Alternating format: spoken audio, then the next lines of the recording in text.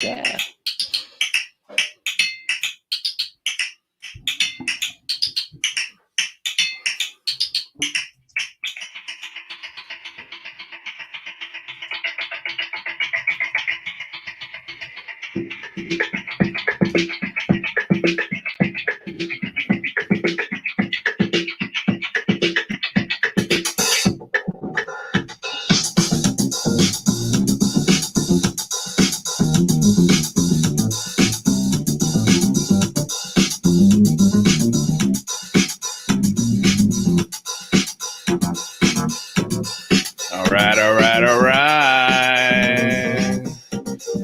All right. Hello, good morning, good evening, good day, good afternoon, and aloha. Welcome back. Whoa, what happened? What happened? Oh, there we go. Welcome back to another episode of the Unidentified Celebrity Review. Your home for credible news, reviews, and commentary on everything UAPs and UFOs. My name's Luis Jimenez. My buddy, as always, Michael Mataluni below me. Today, we got a lot of stuff to talk about. I'm sorry we started a little late, but hey, I like to keep my people waiting. Every great band in the history of man has made the people wait a little bit. We had to get some technical stuff together, so I apologize. Audrey, Jack, Royston, Q, Shaw. Shaw's in the chat. Body Stomp. UFO Dad. Oh, what? Jack? Guys, welcome. Thank you so much for being here. Thank you so much for coming aboard, getting weird with us on another episode of the Unidentified Celebrity Review. All right, Michael. How you doing, bro? I'm good, man. The first thing I woke up to this morning was I looked at Twitter and I looked at in our group chat, and it was you saying it's 5 a.m. and I'm up. Dude, I was up at 4:30. I was up at 4:30 this morning. You're excited. I really am, man. I really am. I know. Like, I'm pumped.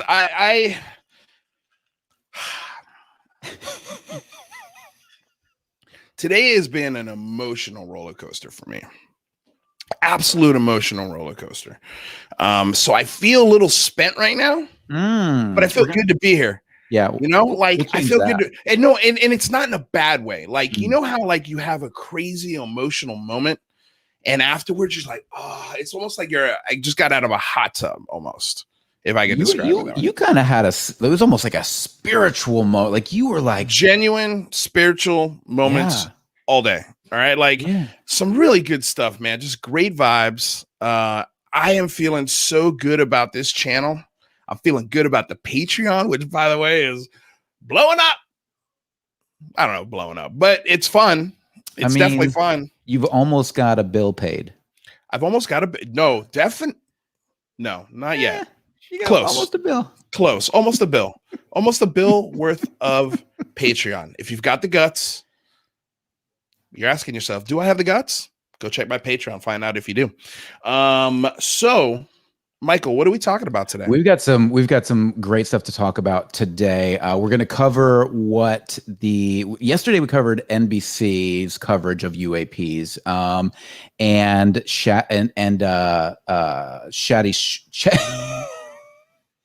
Chatty Schwartz. Chatty Schwartz. His name is Chatty. Chadi. Chatty Schwartz. I've been calling him Gaddy. And I'm sorry. No. You're right. It's Gaddy. Gaddy. Okay. It's okay. Gaddy. All right. Good. So I'm glad we fixed that. So Gaddy Schwartz. Every time I say it, I think it's a little fast, and my girlfriend thinks I'm saying Daddy Schwartz. And then sometimes I say Gaddy Shaw because I always am thinking of Jazz Shaw. Right. One of our friends here on the show. Unfortunately, he can't be here today. Which is a bummer. But amazing that the mainstream media is now covering this. Gaddy Schwartz broke it on NBC. It's been on Fox News recently. We're looking at a potential, and I haven't verified this, but I've heard that the interview for 60 Minutes with Lou Elizondo has been taped. And it will be released. So that's huge. Well, gosh, that was going to be one of the things I was going to talk about today, man, was this 60 Minutes interview thing. Yeah. I had a tweet prepared to to tag all these people and tell them we're going to talk about them. But it's been crazy. It's been absolutely nuts. So I haven't even reminded anybody that we're live. So if you're out there, do me a favor. Tell everybody we've gone live. We've gone live. Tell Gaddy Schwartz. Tell the 60 Minutes. I meant to tag 60 Minutes because we're going to talk about that story. Tag UFO Dad because he's here today. He's waiting in the wings, just chomping at the bits. And yeah, we're gonna have some fun today. We've got a cool event that we're doing tomorrow. You and I. Yes. That'll be fun. And we'll also talk about what Gaddy Schwartz did, which was let's start there, right?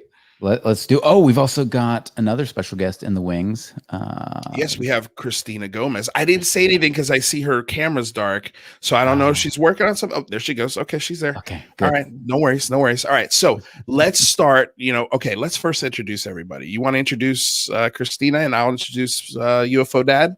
I would love to. Cristina is the creator of Shifting the Paradigm. Did I say that right, Cristina? Please tell me I said that right. Yep. No. Paradigm Shifts, but also Shifting the Paradigm podcast. So it's like both of them are the right answer. Close. We were close. Michael. B+. That's okay. Truly extraordinary talent. My God, this woman is talented. And by the way, I just have to tell you that your Patreon Discord channel is like so much fun. So if you guys haven't signed up for Cristina's Patreon, get in this Discord channel because you'll get to hang out with all of us and chat, and it's pretty darn cool. And behind the scene projects coming up. You guys are really gonna like what's gonna come up, but I can't tell you just yet. I asked Cristina before. Working on something. I was like, can we talk about it? I hope it's I hope it's arepas. Arepas, por favor. I almost made them this morning, but then I was lazy. It takes like an hour to make. It takes a long time. Yeah. No, I get it. I mean, cooking is hard. It's time consuming. There's a lot of things that go with cooking. Okay, so the next guest is, really, he doesn't need an introduction, but I suppose I'll give it to him anyway. He is the sponsor of the show from BlueMarlinChronicles.com, purveyors of the world's finest fishing tackle since 1995. Everybody's always like, why are you doing a saltwater promo on a UAP channel? That's why. He came by the big phone home, turned out to be a smash hit, and probably a bigger and more popular figure than me. And this is my channel. Without further ado, the creator of yours truly, or half creator of yours truly, UFO Dad. Hey. Hey, Pop. How you guys doing? How you guys doing? So listen, when my dad, of course, was the first one in the stream, and I'm looking at him. Look at him right now. I'm like, Dad, what are you doing? What are you doing with these glasses? He's fired. You're like, John, coming in here. John, you're wearing sunglasses in a basement, coming in here like John Lennon with purple hair. Just like he looks like he's been doing this for 15 years. What's going on, Dad? Not much. Busy day today. A lot of stuff going on. Yeah. Okay. I got that whole Antarctica thing going on down there, and so it's getting exciting, man. Yeah. Oh, Dad, people are going crazy in the chat for everything UFO Dad. Morpheus glasses. Damn, they look like twins. I mean, unbelievable. No, my dad lives in Utah. There are no drugs in Utah. I promise you that. He's not high. He's just he needs his glasses so he can see the screen. Okay. Can I say something real quick before you go on there? First of all, you're a liar because there are drugs in Utah. The Mormons grow them. Your dad just told me this when we were off air. Oh, did he? Was I not in the room when that happened? Maybe you weren't. You weren't. No, you weren't. Okay. All right. So maybe he is on drugs. Okay. I mean, what do you want from me? I'm not on drugs. Okay. Okay. Okay. So Dude, I mean, this chat is going insane. This chat is going insane. Okay. So let's talk about, first of all, I really wanted to just let everybody know that this gentleman here, Olof Rockner, he's the gentleman who did the artwork of me, and he does a like UAP artwork that is insane. Let me just show it real quick so everyone can check it out.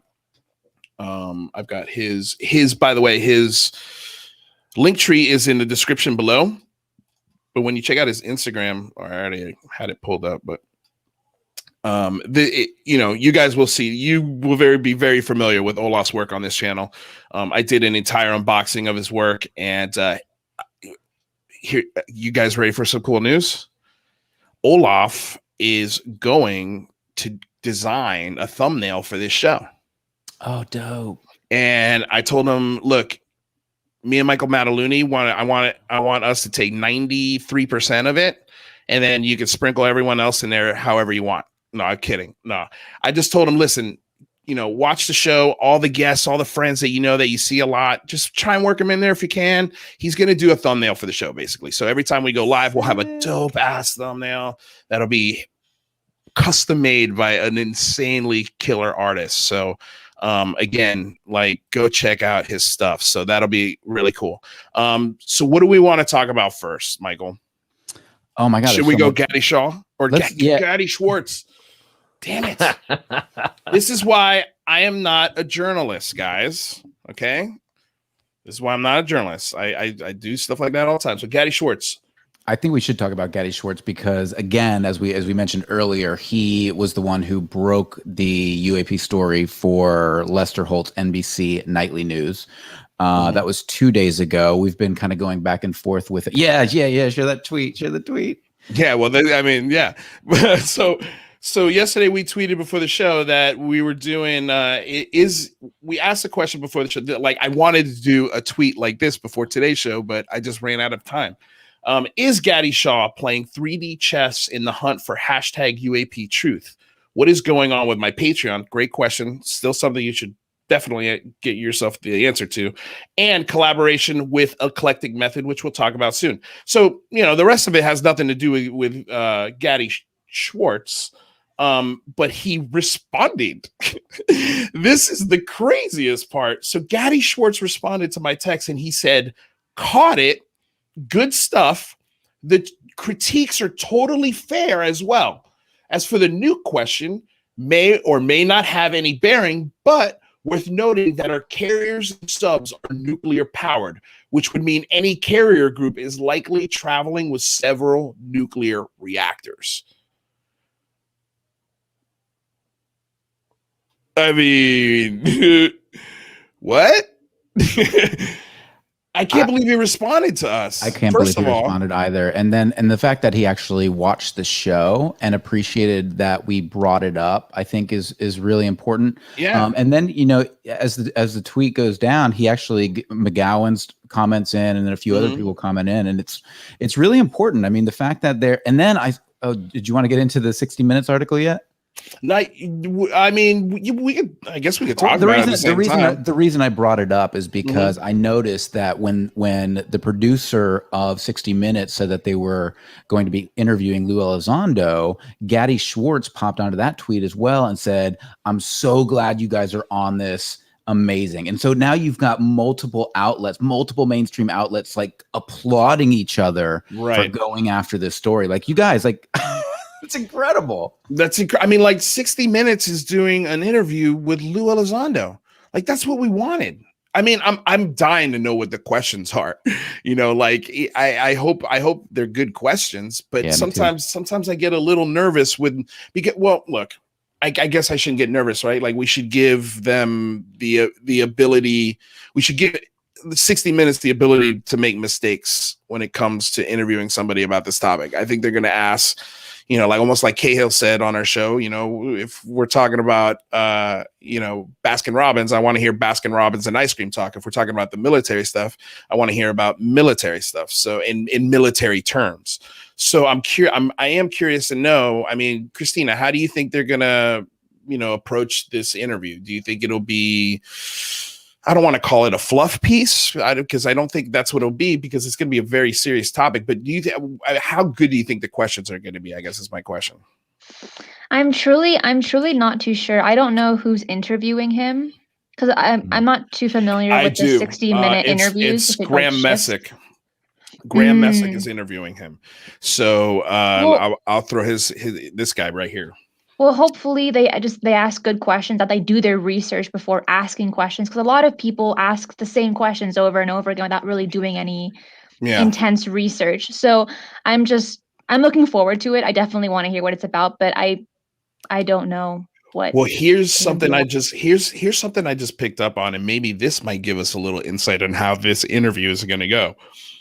Graeme Messick tweeted, "Pentagon UFO report, it's a reality, whistleblower says." I wonder if Lou Elizondo likes the label of whistleblower, because I can tell you he does not like Edward Snowden. Now, I don't know if he doesn't like it personally, but I can tell you he does not like the way Edward Snowden went about doing what Edward Snowden did. So I'm curious to know, what do you guys think about that? I just actually noticed that. That wasn't even something I was going to bring up, but that's interesting. Have you heard him say that? Have you heard him say, or just he was on my show and he said it. Yeah, he did say that. He said that he did not appreciate the way Snowden. Not so much. Okay, maybe it wasn't appreciate, but he made it very clear that the process in which Snowden he went straight to the media. He didn't go around any other sort of security checkpoints. In other words, because I told him, I'm like, well, maybe he was scared, why would you take this to your superior only for your superior to turn around and say you're fired or maybe even arrested? Who knows? Right. Especially in the end, I believe he was in the NSA, right? Yes. Okay. So, he's like, well, I understand that. I totally get that. But I mean, he could have gone to a senator. He could have gone to a bunch of public officials and my question about Elizondo then is, when he left ATIP, but he still has security clearance with the military, right? Right. It's this interesting dichotomy between civilian and military man. So why is he able to talk? I guess I'm struggling to understand the difference, because he's coming out and speaking, but I guess there are things that he's holding back. Well, the difference between Edward Snowden and Lou Elizondo? Yeah, it's the process in which they did it. But what's the difference? What is Elizondo doing to keep himself legit with the government that Snowden didn't? He's not giving away state secrets. Right. He's not giving away the process. He's not, you know what I'm saying? He's giving away, and even though they're, and look, and this is where it gets dicey, because the intent of Edward Snowden is, I think, right. He's genuinely trying to make the world aware that the government is spying on its people. That is a problem, right? So at its core, he's trying to do the right thing. It's the process in which he did it that I think bothers, from a national security perspective, Lou Elizondo. So Lou Elizondo is not giving away any classified information. Correct. Correct. See. Okay. Whereas the process, like Edward Snowden stole that data. He snuck it out of the NSA. He stole it. And so right there, he's breaking the law. But there is a protection for, if you're breaking the law in order to expose an even more nefarious act, there are processes in it. And he went straight to the media.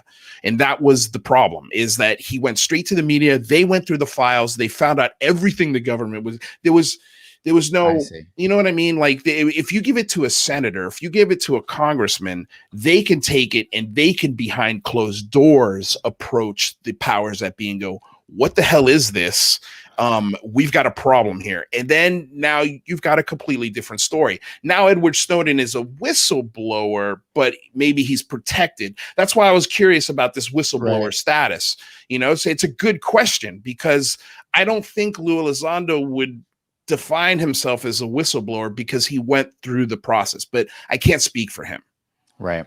Yeah, I think that makes sense. I don't think he's a whistleblower. I mean, he's when he talks and it comes up with, the subject gets into that section of things, he's very measured in his responses. So, he doesn't come across as somebody who, is going to go out there and just blab everything out. He's very measured with his responses. And at the same time, he revealed something that I'm sure that somewhere along the back end, a lot of that stuff was approved anyway. Yeah. Like I think UFO Dad hit it right on the head. Like, if the information is coming out, then it went through probably many hands before it hit the desk of the New York Times. I'm thinking. Right. I would assume that. No, that makes total sense. Jazz just said Snowden is the opposite of Elizondo, dumped everything, violated his NDAs, and fled to Russia. Sorry, not making him a hero. Right. And I'm not trying to make him a hero, so I'm sorry, Jazz, if that's the way it's coming off. But I think it's important to stress that his intention was in the right place, but he went about it 100% wrong. He put a lot of people. He put secrets in how we collect information, and also he might have put actual field agents in the field at risks, because who knows what's in those documents fully, other than the press and the military. And there could be things there that make the military or the NSA look very, very suspicious. Mm-hmm. And again, like the running theme for the big phone home out of everybody was, we don't trust the government. We don't trust the government. And it's reasons like that. But I'm trying to tell everybody, specifically on the congressional and Senate side of things, that this is why this topic is a golden opportunity for you guys to win trust. Because if you give us even a little bit of the rope, or just even some initiative on public funding so we can study this, you're going to win a lot of credibility with the American people. Right. If you're just straight with them on this issue. And when I say just straight, I don't mean like, reveal all the secrets and show us the classified information. I mean, just, the information that can be shared. This is, what do you think, Mike? You were going to say something. I love the fact that you bring this up. And I think we brought it up on the big phone home too, how critical it is for, we're in a place of massive distrust between, not only multiple organizations, but the people and the government. The government almost doesn't trust itself at this point. And I would like to hear from UFO Dad on this, because, I'd love to hear what his thoughts are on this subject 20 years ago. But I definitely think that we've, brought to the forefront how critical it is that we are respectful and we go to the government with these requests, not from a place of anger, but from a place of, let's build trust, right? And I think that's so important for this topic. And this topic's also cool politically too, because it actually is one of the few topics that brings both liberals and conservatives together. And maybe it is an opportunity to build bridges and mend fences. So I'm really interested in how this topic can be something of a lightning rod for bringing folks together. I think it is. I'll tell you something. When I was a kid, I lost distrust pretty fast, and it all had to do with President Kennedy. When the assassination happened, I was very young, and for us at our ages at that time, the space program was huge. I mean, we talked and lived that day and night at school, everywhere. That program was the most important thing in our lives at the time. And President Kennedy was too, because of the goal before this decade is over, we're going to go to the moon and come back. And short time later after that, there was a guy, there was a DJ in Miami at WIOD radio. His name was Larry King, which I'm sure that a lot of you know who he is. And Larry King, I heard him one day. My dad was listening to it. And he mentioned something about a plot that several people had been involved in the killing of President Kennedy. And I turned around and I said, didn't Oswald shoot him?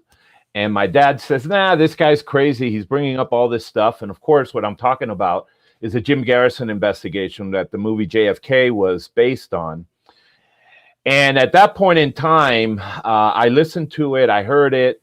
And, you know, that's when the Zapruder film came out as well. And I was shocked, you know. And then, you know, when you learn that you have to wait, I don't know what it was, 70, 75 years, you know, to get the truth, to find out who killed my president. You know, I didn't have any faith that the UFO thing was going to come before that. Right. So here we are, and we are starting to get answers about UFOs through, you know, different channels. It's not coming straight from the horse's mouth, but yet we're not getting anything on the other thing. So right. Yeah, that's where my lack of trust comes. And I'm in Judas mode. I don't believe anything until I verify it or touch it. At that point, then I'll say, okay, that's true. But until then, I don't believe a damn thing. You see, like, this is why we need more UAP transparency. Like, that exact reason. Like, it's, and look, Pop, I love you. I think there are, like, I've seen a very good breakdown of that day. I think the Discovery Channel did it. But the thing that really stuck out to me was the speed at which somebody could shoot that from that angle. It's not as far as it looks, number one. Number two, the blood patterns that happened when the president was shot, they were able to reproduce those almost perfectly, which means it was just one person, at least from their analogy of it. And also the thing that really stuck out to me was Oswald's parents. Both of them were like, our son has been troubled for a long time. And I don't know. I feel like there's definitely holes in the story. Just don't know. I mean, you know, this is your generation. This was way more visceral for you than it was for me. But when I watched that and I heard his parents talk about him, that's sort of the one thing where I was like, oh man, maybe he did do it. And maybe it's just one of these instances where the act was so horrific that the conspiracies were easily just thrown right in there. But yeah, I'm sure you got something to say. I just want to say, I mean, of course there's conspiracies when after Oswald was caught and brought to jail, Jack Ruby broke in and shot him. Yeah. Shot him. Right. And I mean, like, and also, I mean, there's so many weird things. That but my question always is, why are you waiting 70 years? I mean, if you don't want conspiracy theories, right, just come out with the truth. That's it, man. Just put it out there, man. You know, I mean, I guess that's whoever was involved in this thing, because 70 years, 75 years, they must have been in their early 20s because they're waiting for somebody to die. They are. Before they bring this out. That's the only reason why I could think of, you know, that kind of time frame. Because, okay, you can hold it for 5 years, 10 years, but 70? I mean, come on. Yeah. You know, you're absolutely right. And Trump was supposed to clicking there. Trump said he was going to release those documents, and he did some. He did some, but it was a nothing burger.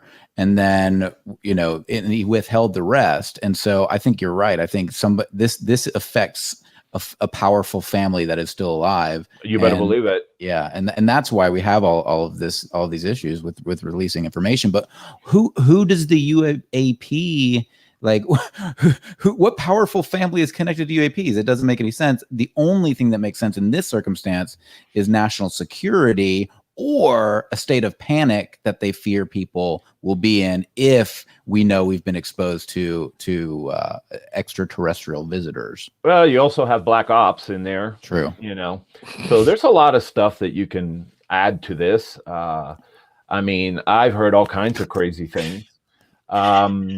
You know, alien abductions, yada, yada, yada. And, you know, I've always believed in UFOs. I've never seen one, you know. But the mathematics tells me that, hey, You know, if I said, well, we're the only ones in this entire universe, the math doesn't support that. It just doesn't. Real quick, doesn't. Jazz Shaw says, how is that UFO dad so much cooler than Luis? Look at him. Just look at the glasses. Yeah. Your dad actually looks like he has been in the Matrix and he busted his way out. Yeah. Took the purple pill, right? Yeah, right. I mean, Jesus. And then we got Jazz again. UFO dad is correct. Secrets are kept until all of the guilty parties have died. That's why the Brits are still locking up the Calvine UFO photos. You know, when my dad first said this, I was like, I don't know, Pop, that sounds pretty wild. You know, like, how can one family control this information? It's man, and this is the problem. Like, this is why this like, you guys need to be more honest. Like, it's your mind starts racing immediately with stuff like this. Yes, and we had this conversation today, and how when you get partial information or you suspect something, how the human mind specifically rushes to fill in the gaps in the story. And so the more you leave gaps in stories, the more you're inviting conspiracy theories. So yes, you know, Undead Gaucho said it in the comments. There are conspiracy theories that are real, but the reality is, so many times they're much less than if we were told the truth, because we don't extrapolate on information that excites our imagination.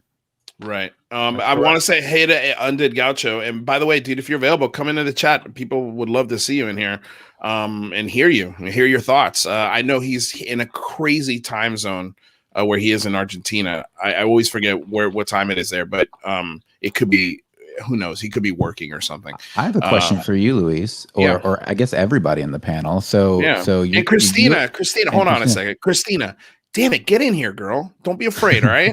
No, I'm listening to you guys, taking notes. I mean, what you're saying is fascinating. And the thing about the conspiracy theories, well, my thing is that if there are more conspiracy theories, it takes away farther from the truth. The public is doing the work for the government of taking away from that kind of attention. So that's why they let it all go out, don't tell the truth, because we do it to ourselves. We add in those gaps, right? And we're just the ones that mess up ourselves. Such a great point.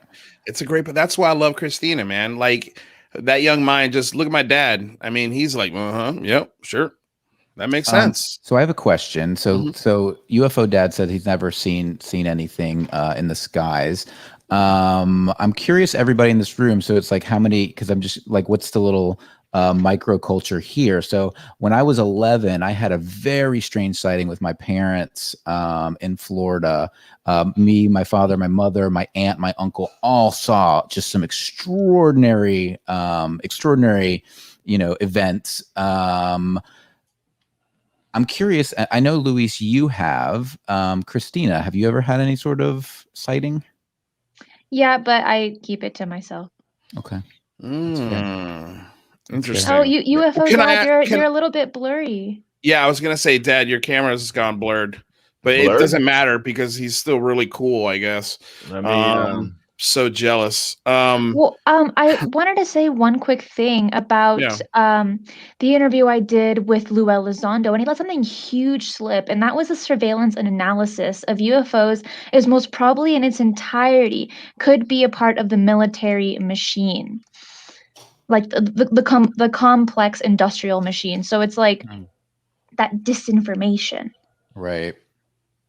But I mean, okay, man. Okay. Cause I have a question for you, Cristina. I'm curious. And if you're not okay with sharing this, it's okay. But I do want to push you on why you don't want to share your story just a little bit. What is your philosophy behind that? If you can share that.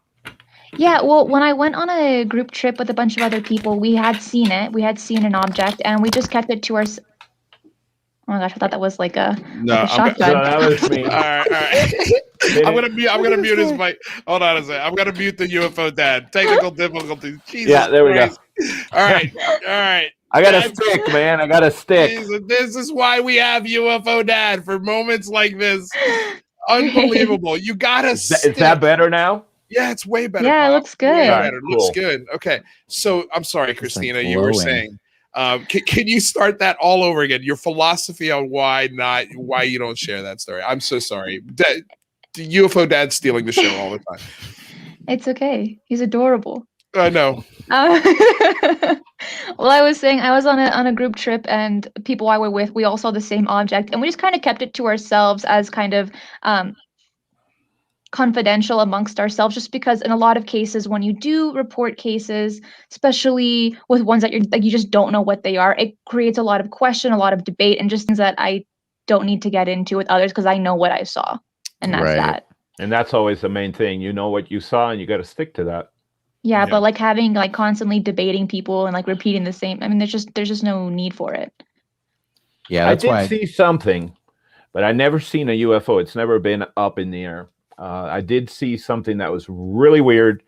I've been trying to find out what it is, and I'm waiting for the Cuban thing with Lou, because I'm going to pose that to him because he's a Navy guy.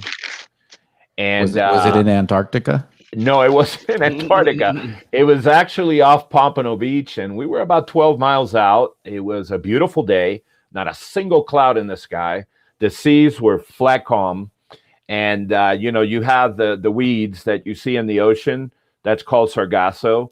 And in those weeds are these little fish. They're tiny that live in there. And the seas were so calm that when one of those things swam away, you could actually see the ripple.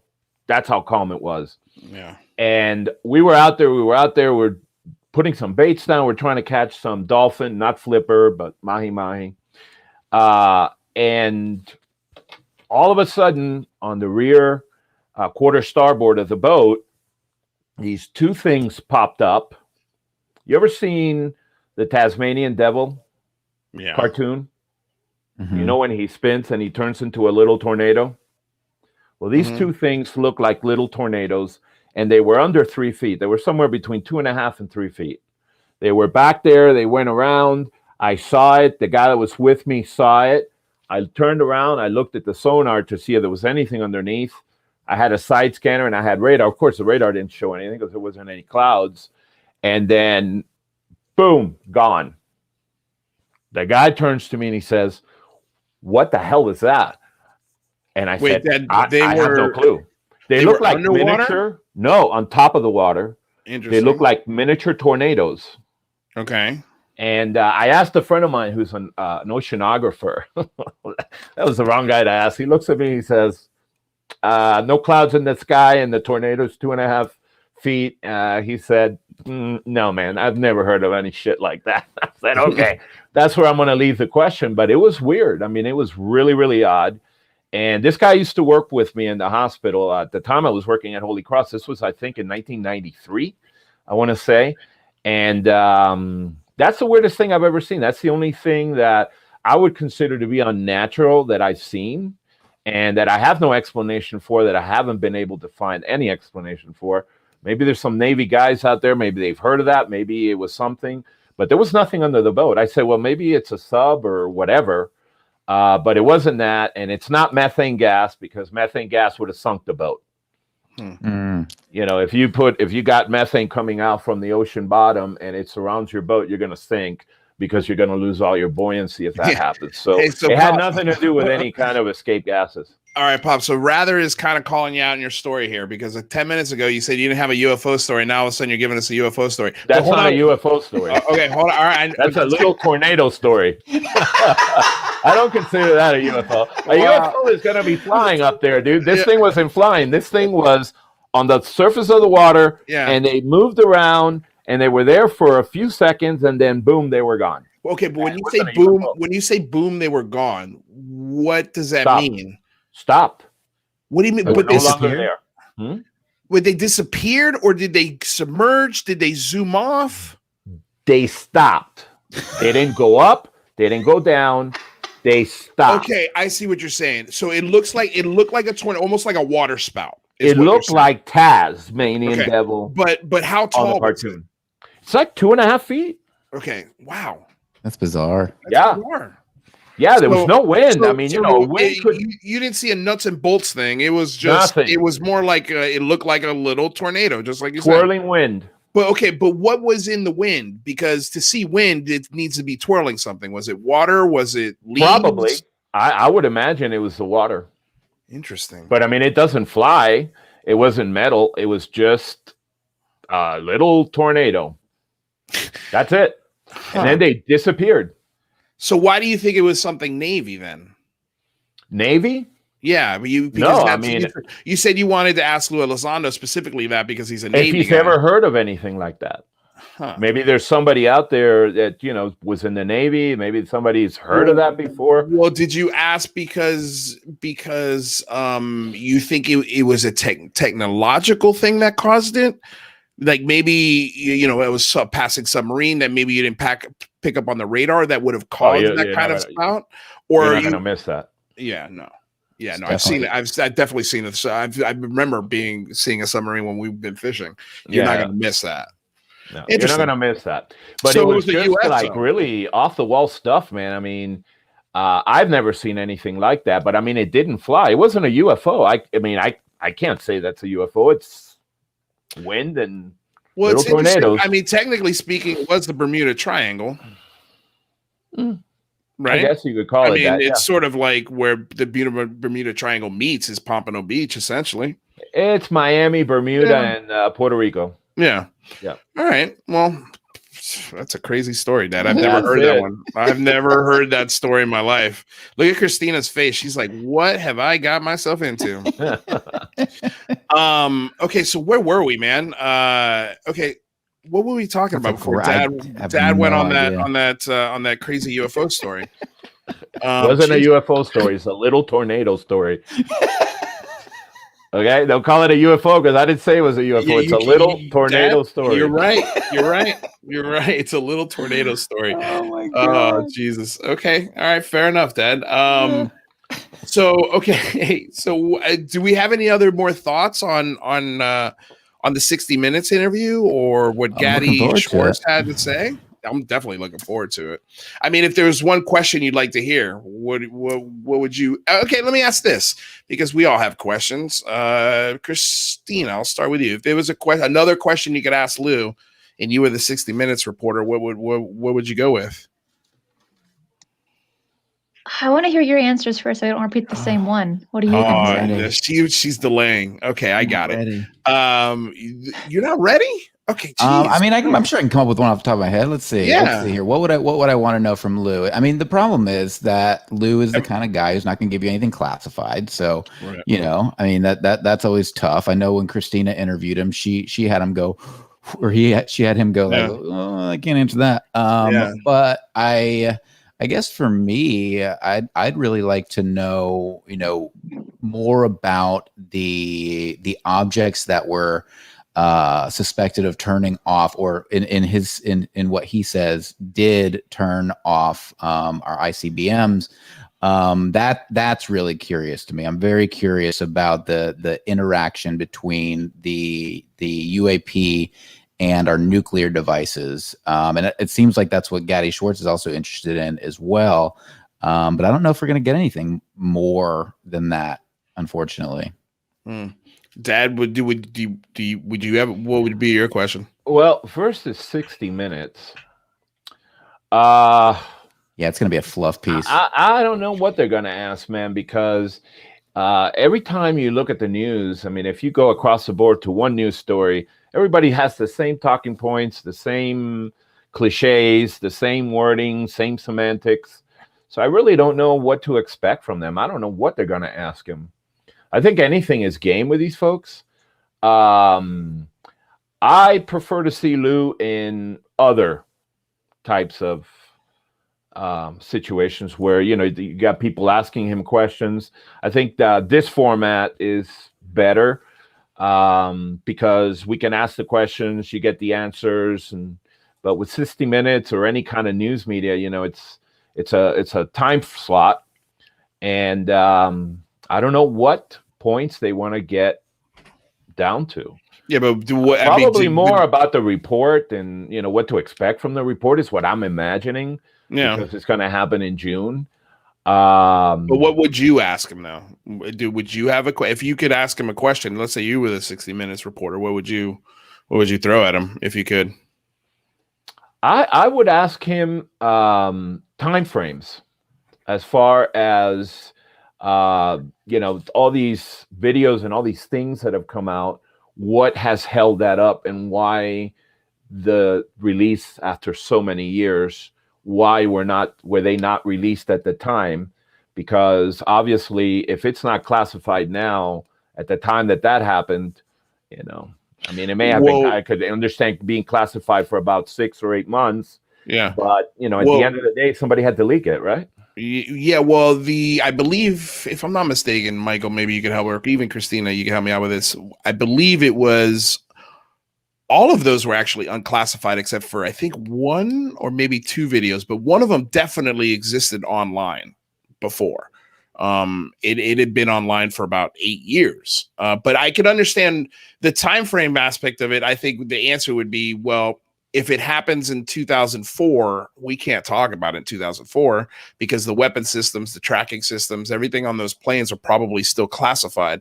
So you can't release it because it goes, it would reveal state secrets. And that's why I think this new pyramid story is, you guys are going to have to be patient because it happened in 2019, which means it's recent. So these systems, these electronic systems, have to be obsolete or close to being replaced before they give you that data.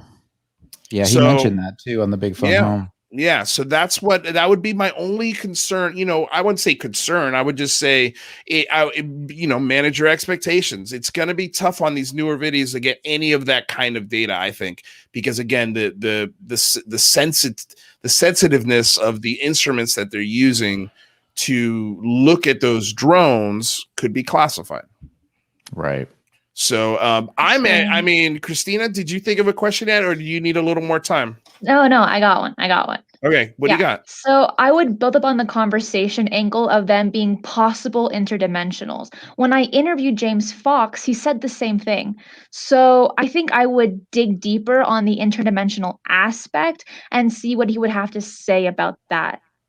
No, that's a good question. I'd really love Lou's perspective on that.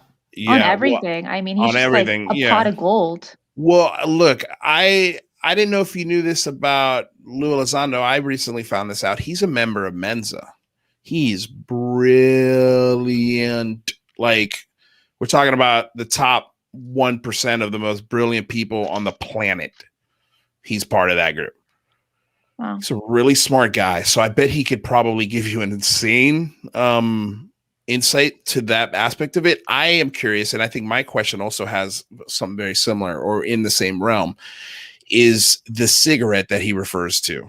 I already talked to this about with Michael earlier today, and I'm not going to go into the whole question because I want to save it for him. I don't want him to know the question, possibly know the question, not like he's watching this show. But I just don't want anybody to ask the question, but it has to do with the analogy of the cigarette. How when he talks about these things and what they could possibly be, he uses this analogy of, imagine a cigarette is time and the ash is the past. The current right now is the cherry. And then the future is the unsmoked part of that cigarette. So I've got some questions that dive into that analogy of it, because I think it's very much in line with what you're talking about, Cristina. But it's just a fascinating analogy. And one thing I will sort of say is that the thing about that analogy is that the cigarette, like, it's a good example, but it's also dangerous. Like a cigarette is dangerous, right? Like, to consume cigarettes, it's a toxic thing. So I'm curious if that analogy also, if the cigarette itself is part of that analogy, or if that's just the first thing he thought of. Does that make sense? Yeah, it's interesting, and I love that you guys are both talking about this, because it's one of the things that fascinates me the most about this topic, right? Because we understand Newtonian physics, we understand relativity, but we can't kind of bridge that gap between the two, right? There's the elusive theory of everything, and that's what most of these physicists are after. And, you know, if we really are able to harness the power of relativity, you know, the time and space are one, right? So we're all moving through space time. So you could even say me walking from here to my bathroom and back, that I'm moving through space time. I'm in effect time traveling. So can you bend those laws further with technology? And if in the future at some point humans develop enough technology to be able to warp that space-time or begin to bend space-time, then we could in effect be moving through different aspects of reality and potentially coming back to visit ourselves in the year 2021 or 1940 or whatever, right? And so this is really where this subject becomes so fascinating, because we've got this potential for this to be something that isn't extraterrestrial, but extraterrestrial, but what's the word maybe multidimensional. I mean, Cristina, you probably have a better word that would fit this I don't want to call it paranormal. Are they calling it ultra dimensional? Ultra terrestrial? I'm not sure. Yeah, no, I mean, it's a fascinating part of this discussion. I mean, speaking of portals, ultra terrestrial. So speaking of portals, that reminds me of the next thing I wanted to talk about. And that is that Skinwalker Ranch. Right? We hear about portals on Skinwalker Ranch. Dad, you live in Utah. Mm-hmm. Have you ever been out to that part of Utah? I took a picture from there, from the backside of it. Remember when we were on our way to Telluride? Oh, yeah. Yeah, we were in that area. I've never been to the ranch itself, but it's not that far. I mean, it's, I don't know, 45 minutes from here. That's not bad. Michael, what you were referring to, it is ultra-dimensional. You're right. Ultra-dimensional, thank you. There you go. Yeah, it's like 45 minutes away. Well, you can't go to the ranch, but I mean, but you've been in the valley. You can be in the area. Sure, you can be in the area, but you're not allowed to. I'm pretty sure this. If there's one thing I know about Skinwalker Ranch, the Dragon has that piece of property very much under control. So the reason why we're talking about Skinwalker Ranch, the Dragon, man, wait till you get it. I'm so excited. Wait till you get it. I haven't seen Skinwalker Ranch on History Channel, so I'm excited. They've been telling me about the Dragon for like a week now, and I'm so jazzed to see it. So good. You will binge watch it. Yeah, I've seen the Dragon and everybody else in the show too. Yeah, it's fun. It's going to be fun. So the reason why we're bringing it up is because first of all, let's get the people hyped for the new season, right? Like I've got the clip ready to go, you know, like, let's hold on a second here. There we go. So here we go. The new promo, the Skinwalker Ranch, or the Secret of Skinwalker Ranch season 2 begins Tuesday, May 4th at 10/9 Central on the History Channel.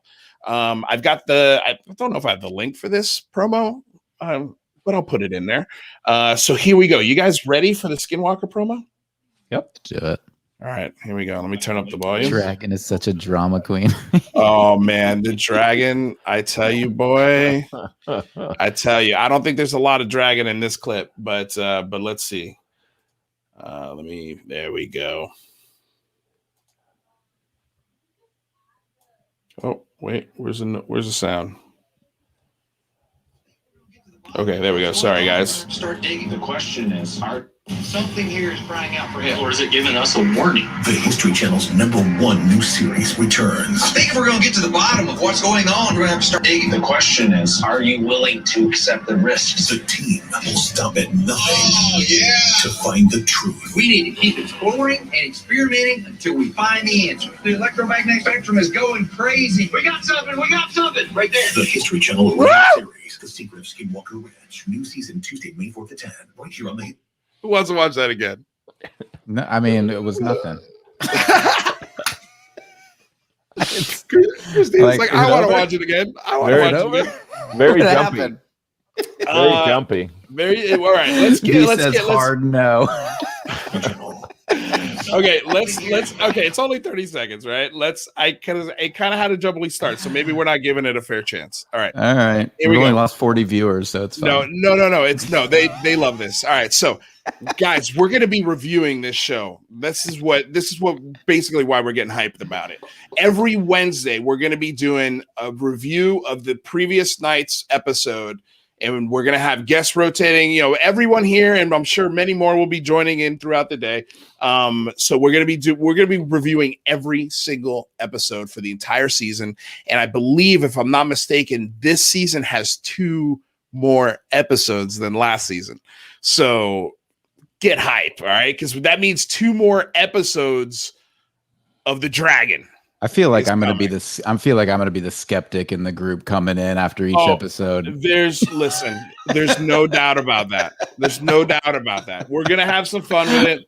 I know Brandon Fugel has a good sense of humor, so I'm trying. We'll see. I haven't even asked yet, but we're going to try and get Brandon Fugel for one of these. See if we can have him come on. He came by for the big phone home. I think it would be cool to talk about the Dragon and the ranch, and hopefully we could get him to remove his tie so he's nice and relaxed and having a good time. And I've got some questions about Skinwalker. I'm sure Christina's got some questions about Skinwalker. And then we'll all go camping at Skinwalker Ranch. Hey, my God. Buddy. That would be so well. Did you hear the story of how Post Malone got onto the ranch? No. Kind of. I thought he was just famous and he just wanted to join in, and he called him. Google's like, who's that? Yeah, basically, yes. So yeah, Post Malone lives in Utah. Yeah. So that's the first thing. That's actually, I had no idea about that. So yeah. Who knows? Maybe we get a little Post Malone in this new season. That would be sick. That's gonna be content for days if Post Malone shows up to season 2 of the Skinwalker Ranch. But it was funny because he reached out to him, and Brandon Fugel's like, we don't let anybody on the ranch. People ask me all the time. It's not something we do. And we're going to play this one more time. And then I got a really good question, I think, for Cristina. What? No, go ahead, please. Finish. Did I make you nervous? No, because I also have, like, if I could ask him something, I would ask him, but we'll wait until after. I have a question Christina's for you. the interviewer, Louise. Yeah. That's what you need to get in your head. Okay, all right, fair. Okay, so here we go. One more time, Skinwalker Ranch. Here we go. Something here is crying out for help, or is it giving us a warning? The History Channel's #1 new series. Was that a fossil? We're going to get to the bottom of what's going on. We're going to have to start digging. The question is, are you willing to accept the risks? Are you willing to accept the risks? To find the truth. We need to keep exploring and experimenting. Rockets, night vision, electromagnetic spectrums. They got something out of the sky. What? New season 2 I mean, dude, it is their number 1 show. Well, did it just be Ancient Aliens? Did it just pull ahead? I had to have. It's their #1 show. That means they beat out Ancient Aliens. They beat out Swamp People. They beat out Mountain Monsters. Is there a Mountain Monster show? Wow, I didn't even Discovery, but they beat out my favorite show on History Channel, the Curse of Oak Island. We talked about that a couple shows ago. I love that show. And I'm trying to Pawn Stars. They beat out Pawn Stars and freaking and the guys who go around America digging through junk. The Pickers. American Pickers. There you go. So I mean, that's a murderer's row. If you're #1 now, dude, like, come on, bro. People are waiting for the show. Okay, so here's the question. I knew it was something when my mother started telling me about the show. Dude, it's fun. It's fun. I can't wait for you to watch it, especially you, Mataluni, because one day when this show gets really, really big, which it's happening, all thanks to you people in the chat, this channel is going to be massive. I'm just calling it right now. I'm telling you, it's going to be so damn fun, and I hope you guys are along for the ride. check out the Patreon, like the channel, subscribe, and ring the bell because we do these live streams constantly, and I don't want you to miss out on a second of it. And pretty soon, Michael Mataluni and Christina's going to start doing their own live streams, and we're going to start sharing this show with everyone on all channels. Yeah, we're about the love here. Yeah, and I wouldn't call them spin-offs necessarily, but Cristina and I are both starting new shows. Yeah, it's great, man. Like, guys, we are building something here, and it's nobody's putting a label on it because it's almost like that scene in Gladiator when he's like, Rome, anything more than a whisper and it crumbles. Like, that's what this is, right? This is just such a great gathering of people. Okay, so here's my question for you, Cristina Gomez. Lay it on me. Okay, so I had this discussion with Ryan Sprague. By the way, he's drunk tweeting right now. You can ask him anything. No. Yes. Okay. He tweeted today. I meant to actually talk about this. He tweeted today. It's 3:42 in the afternoon. I'm paraphrasing here. It's 3:42 in the afternoon. I'm drunk. This never happens. Ask me anything. And I was I retweeted it. And was like, Twitter go, like Twitter activates like the GoBots or Transformers. And dude, the questions that are in that dude's feed right now are amazing. Okay, I'm sorry, I got sidetracked.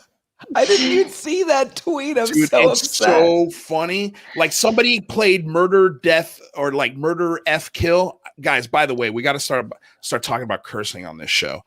We're monetized, so like, not that we can't, but we should do a little less of it. Keep it like maybe one per person. Yeah, maybe one per person. I don't want to censor anybody, but I also want to make money. Like, I want this to be my full-time job so I can do this shit for you guys all the time. Look, I just broke the rule. There you go. Unbelievable. Oh my God. So Cristina, here's my question. It's all downhill from here. All downhill. No, I think this is going to be very interesting. So, Cristina, I was talking to Sprague, and we were discussing about the history of Skinwalker Ranch specifically, and how much the reason why the curse of the Skinwalker even exists was because first of all, I believe if my history is right, there was a tribal war of some kind. Yeah. And there was a lot of blood spilt in that Uintal Basin. And because of that, it's got this very heavy vibe to it, right? Why? Okay, I don't understand the philosophy of why lock that ranch up and put it behind guns and chains. This is something I really want to ask Fugel. I'm very curious about this, because if it was first of all, it's fair to say Brandon Fugel's a billionaire, right? I don't know. Is he? That's a fair statement. Somebody please look it up. But yeah, he's a real estate. Is that the new owner? I mean, he's one of the. I think he's the founding member of Colliers International. Like, that's a real estate firm. He's a billionaire. Okay, his job is to go around buying real estate. Okay, usually those guys are billionaires, but let's say he's not. Let's say he's a millionaire, 100 millionaire, or something like that. He's a real estate guy. He did not buy this ranch because he's going to put a casino on it. He did not buy this ranch because he wants to build a pool and a nice house and have a barbecue on it. He bought this ranch because he wants to study it, right? Fair to say? Or start a reality TV show. Yeah, but hold on a second. Like, I can tell you right now that he's not making his money from the revenue of this TV show. Like, what a better way to go from just having money to having influence. Yeah, but he's been sitting on that ranch for quite a long time, even before the show started. I think he bought it in 2012. Good point. He bought it from Bigelow, right? Yep. Yeah. Oh, I didn't know that. I didn't know he's had it for so long. That's interesting. Okay. I promise this question is going somewhere. Okay. Okay. I swear. I'm trying to just just to put some levity on this and what we're dealing with exactly, and what the facts are about Skinwalker Ranch. Okay. So the reason why I say he first of all, he's very smart with property. So he didn't buy this to make money on it. Like, this is not a money-making venture property that he's buying. So with that said, I don't understand the security aspect of this ranch. I understand people are trying to get on there and they want to be wahoos and take pictures. From that aspect, I understand. But what I would love to see him do, and I think this would, I don't know. I don't know if this theory is even put on the table.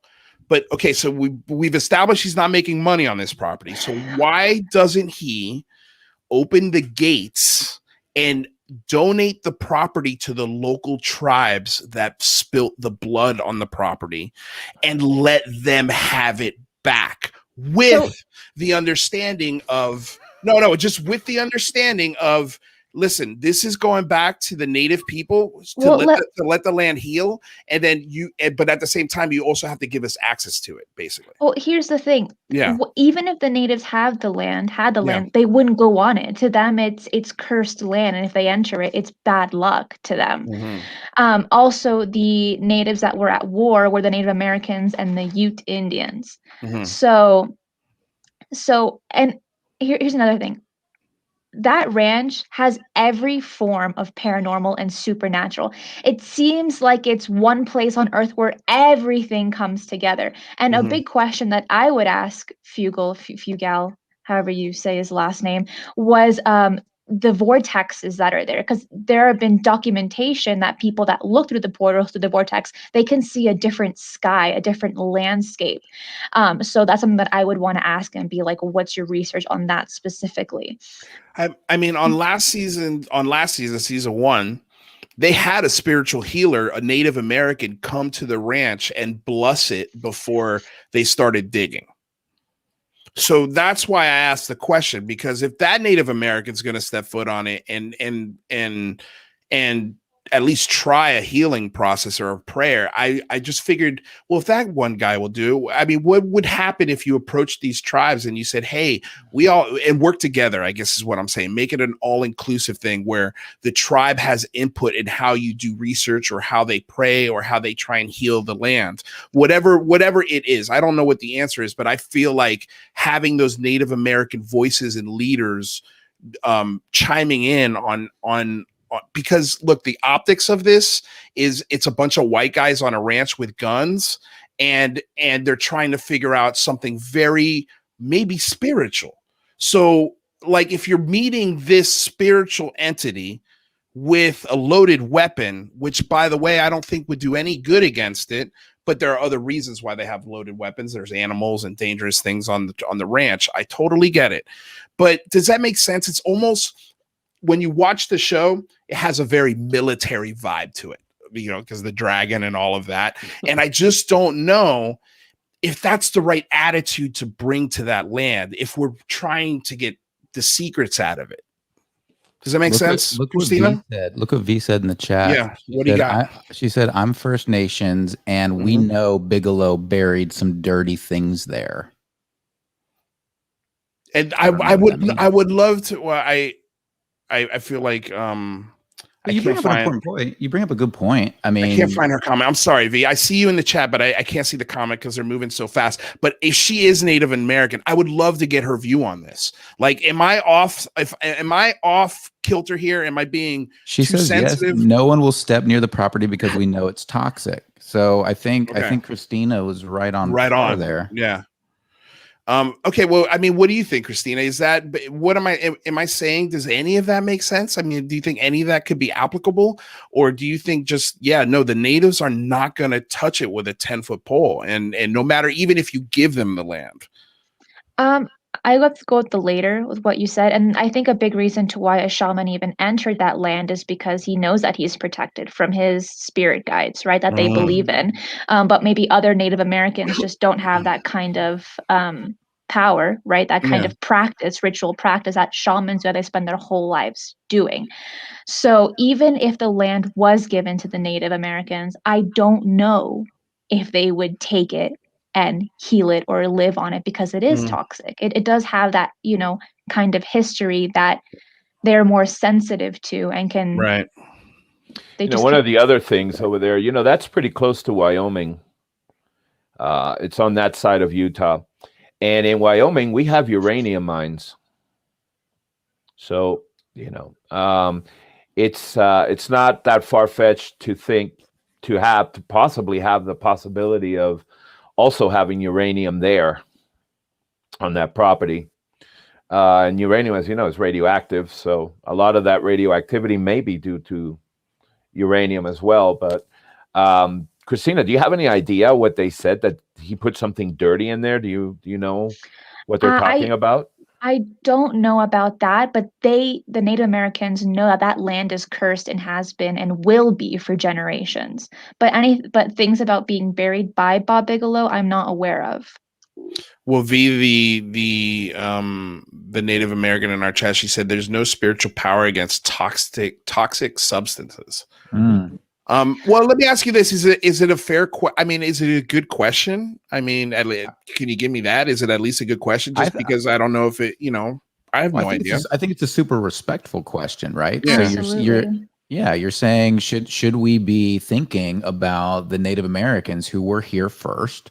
Who have a very strong connection to this land, should they be given rights and requested permission? And I think that's a very fair thing to ask, and I think it's a good natured thing to ask, and we should be asking that more.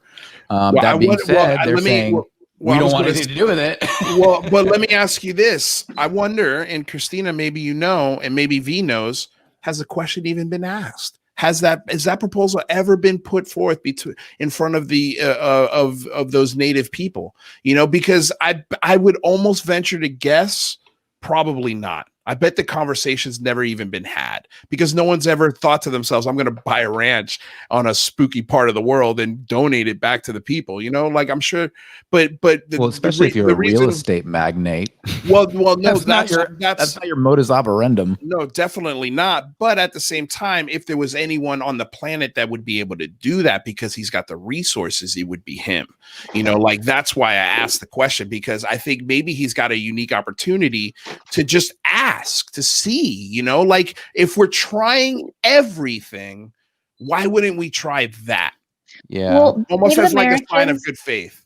They have access to the rights of the land around the ranch, right? All around it, but not that ranch in particular. Right. And there's a long record of strange things occurring for miles around the ranch. And it seems like the ranch is just epicenter. Yeah, the epicenter. No, that's a good point. McGowan made that point too, because he's taken the Osiris out there and he wants to do some sky hubbing in the Uintah Valley.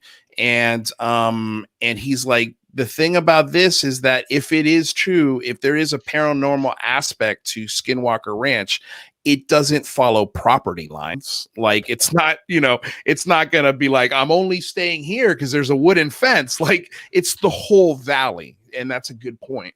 What I find interesting is what this girl said, that, they put something Dad, when you say this in girl, the land.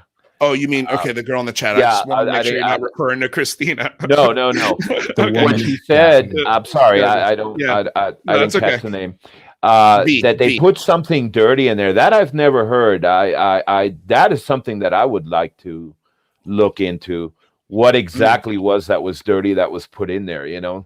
Toxic substances, that's obviously an issue, but I wonder if was used as a dump, or because obviously if people say that they saw something, they put something dirty in the land, means that somewhere along the line somebody saw something going on there that shouldn't have been going on, and it was obvious that they were dumping something or putting something in there.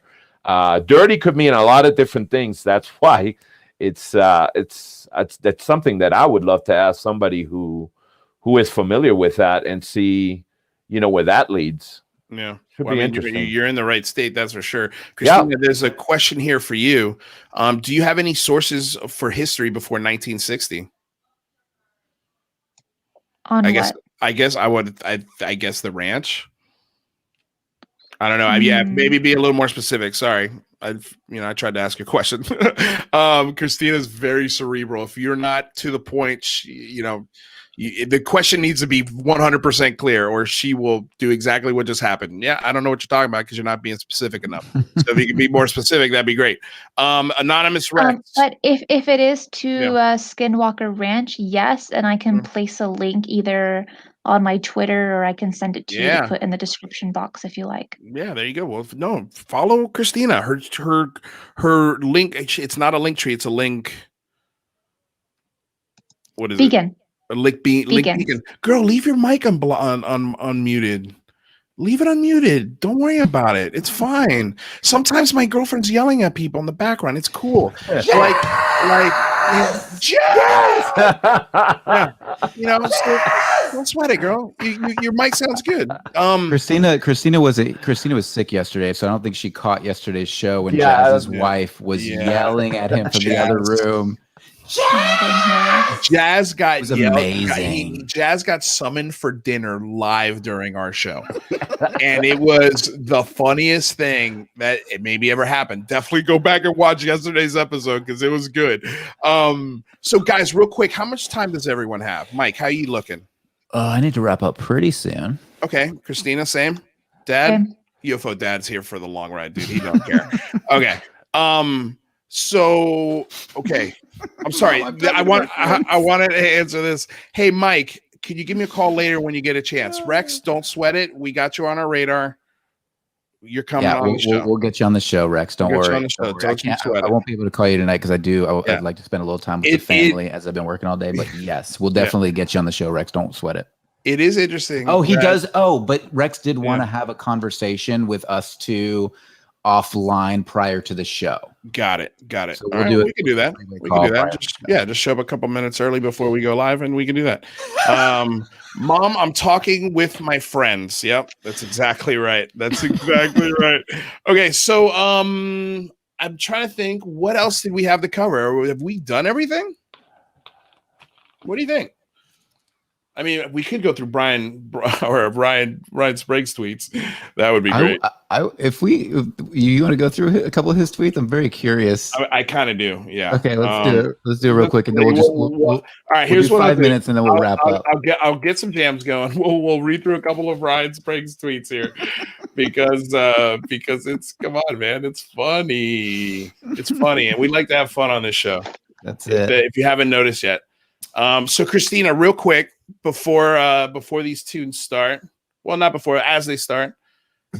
There we go. Tell people where they can find your stuff, Cristina Gomez. All right. I have a Twitter called Eyes on the Skies, like how it's showing right there. Mm-hmm. And then a YouTube channel called Paradigm Shifts UFO Channel, where I do podcasts every single week on UFO researchers and enthusiasts asking the cool questions. Join in for that. I have one tomorrow with John Greenwald with the guy from the Black Vault. So be there or be square. That's gonna be cool. Yeah, I'm excited. Excellent. Yeah, that I'd like to see.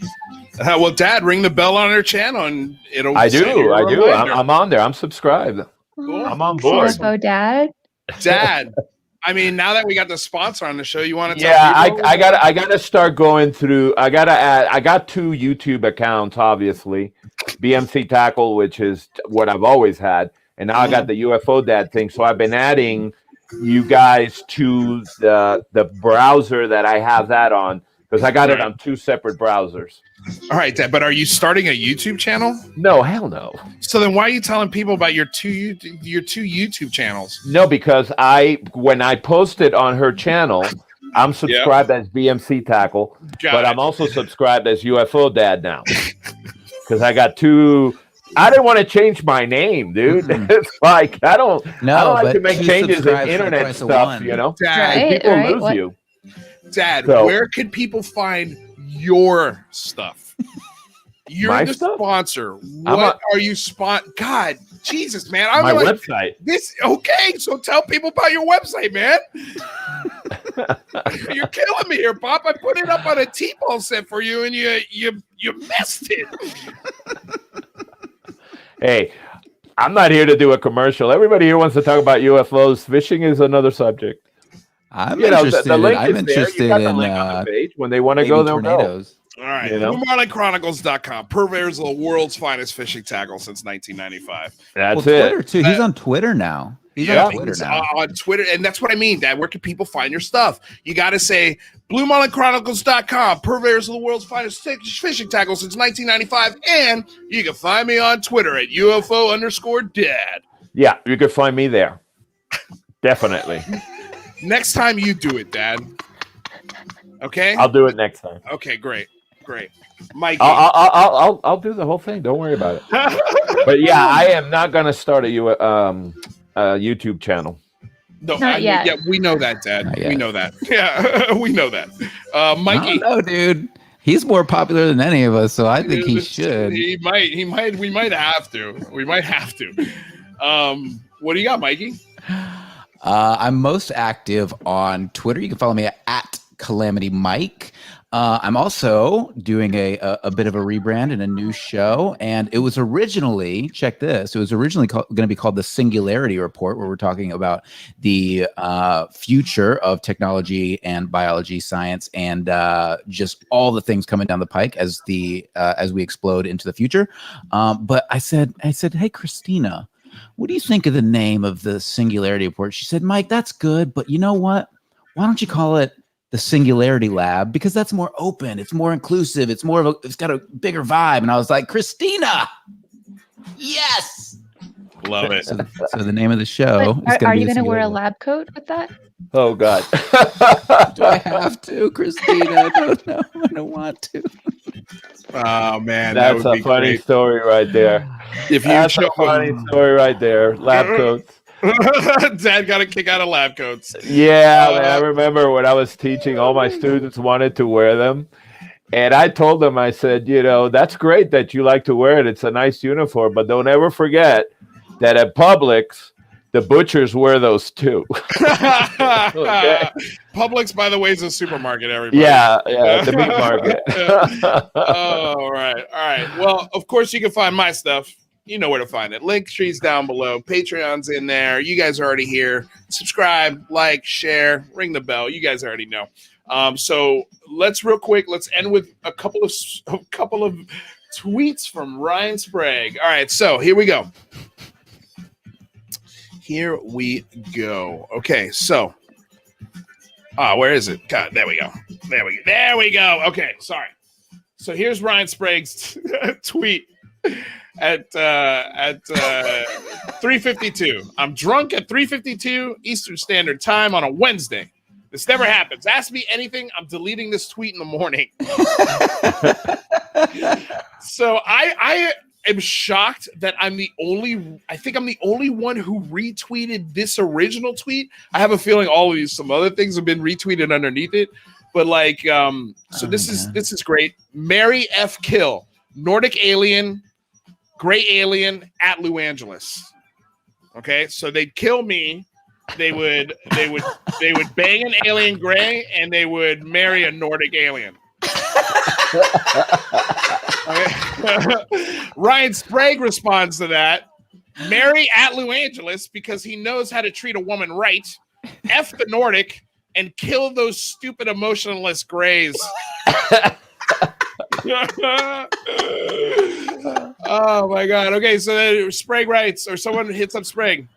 Is Skinny Bob a real alien? Sprague writes, not sure. Doing a feature episode on it soon.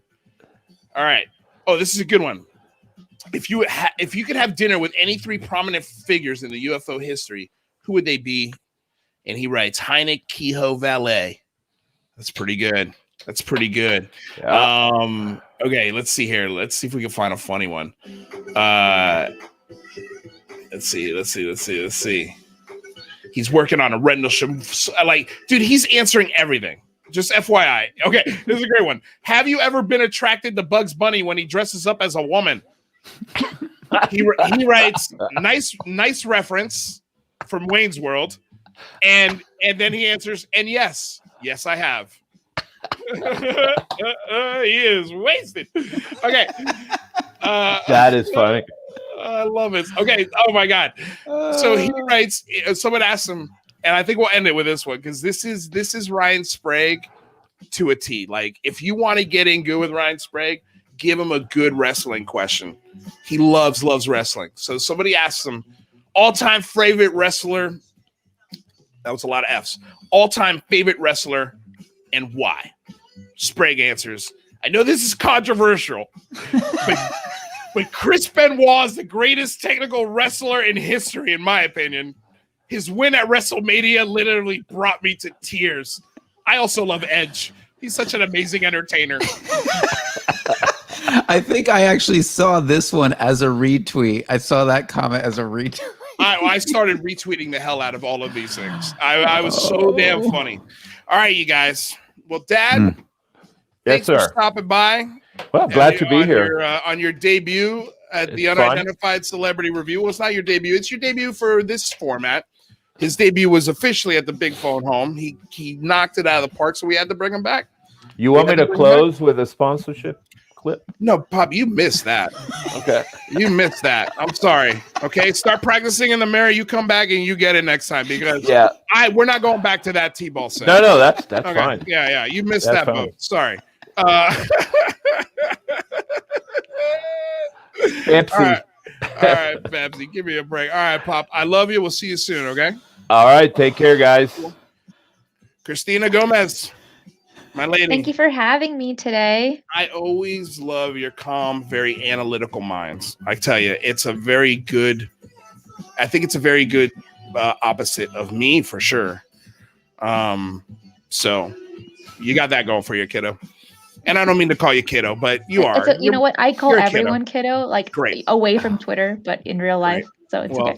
Get used to it because that might fly out of my mouth a lot. Because I think I don't call you kiddo unless I really like you. So can't wait to have you back. Guys, subscribe to her channel. She's got please tell everybody who you're interviewing tomorrow. Again, one more time. Oh, John Greenwald from the Black Vault. Be there tomorrow at 4 p.m. Which 7 EST, 4 PST. Good job. All right, my lady. We'll see you soon. All right. Bye, guys. Bye. Mr. Mataluni. Oh, yeah. I forgot. Tomorrow at 4:30 Eastern. Make sure you go to Cristina's show first. But if you're on Twitter and you're a follower of Luis's or a follower of mine, we're actually going to be going live in Twitter Spaces, which is like Clubhouse, but it's on Twitter. And you can join us for a conversation on UAPs in the mainstream media with Eclectic Method, aka Johnny Wilson, who's an amazing dude, incredible musician and NFT artist, and he has a special place in his hearts, multiple hearts. And by the way, not only are me and Michael going to be there, but there's a possibility that people you've seen on this show might pop in and say, "Hey," because the invite's been sent to the crew, not just us two. Right? Exactly. And you might even be able to come up on stage and talk to us about it. So follow us on Twitter at the Unidentified Celebrity Review and at Calamity Mike. Well, it's not Unidentified Celebrity Review. It's at Lou Angeles. That's my Twitter handle. Yeah, don't worry about it. It's fine. Everything is in the Linktree. We make it easy. You don't have to remember any of this stuff. Just go to the Linktree, dude. Everything's there. My Patreon. By the way, I love this comment. Thanks for making my workday weirder. You're absolutely welcome. That's why we're here. We're here to entertain. We're here to educate a little bit. And that's why I brought all these smart people along with me, because sometimes I get things wrong. I'm an actor. I'm not a journalist. I'm not a professional investigator, but I know them. I know them, and they could come on the show and have a fun time and still give some good information. So check out the link trees. All right. Check out my Patreon, because I swear to God, it is the funniest Patreon on the planet Earth. If you look at that Patreon and you say to yourself, nah, it's on you, not me, because it's pretty good. It's equal access to everybody. Don't matter how high you get in the Patreon. That's the beauty of it. You don't have to pay anything, and you get the same access as the guy who's got the guts. Do you have the guts? Anyway, what else? Is that it? Yeah, that's it, you guys. Brother.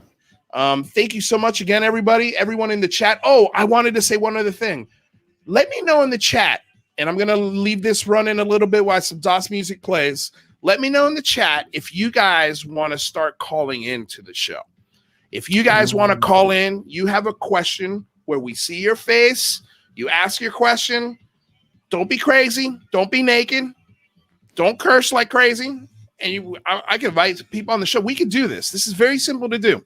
So if that's something you guys are interested in, let me know in the chat.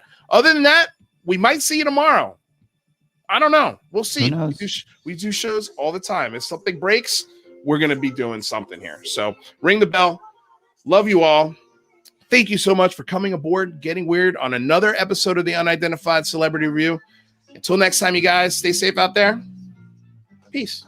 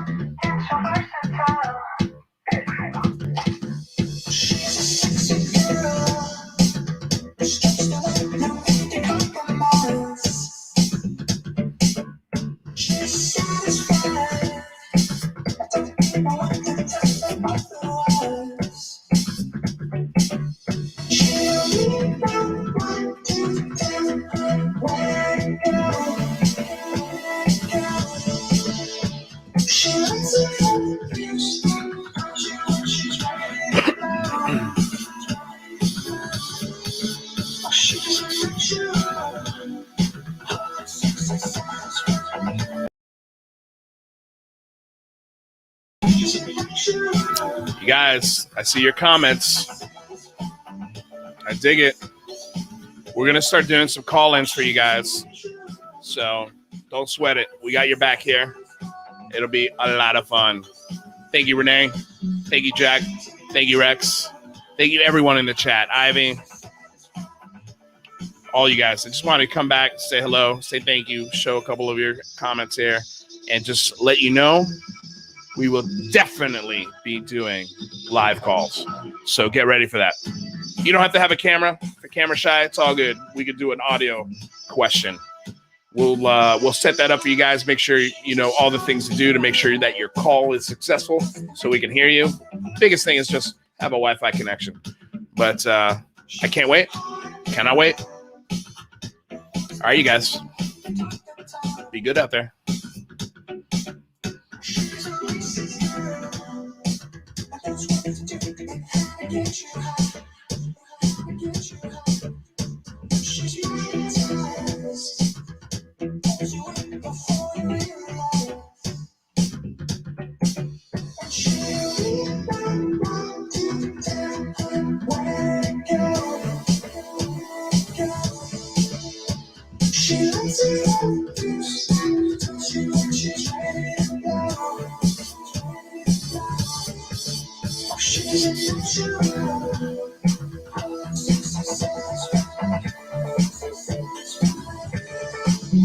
She's